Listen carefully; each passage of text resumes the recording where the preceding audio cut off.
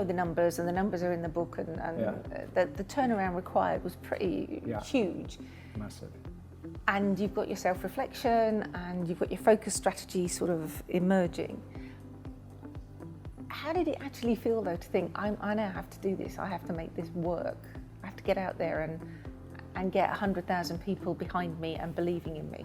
I knew that once we got to profitability, doubling down on the people was going to be the obvious way to get to world class and above world class. You know, last year we made a bigger margin than UPS did for the first time ever in our history.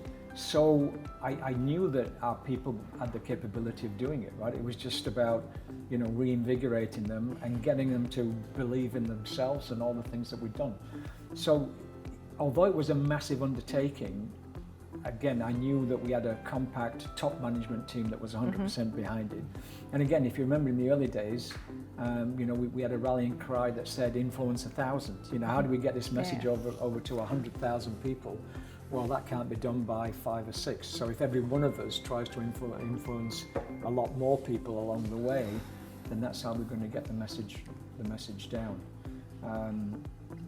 So it all just came together, and it was so simple that it started to gel incredibly quickly, right? I mean, the turnaround in the US was incredibly quick. That was done in like 6 or 7 months. And then the rollout and to make the whole organization profitable, you know, we went from minus 700 to plus 500 in a year, right? So that's a massive swing. And therefore, it must have been simple to an extent.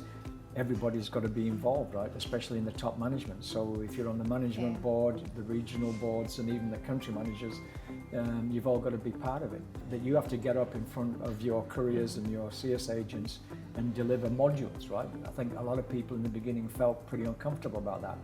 But then that gave us multiple benefits. One, it showed us, you know, who our good managers and everything really were.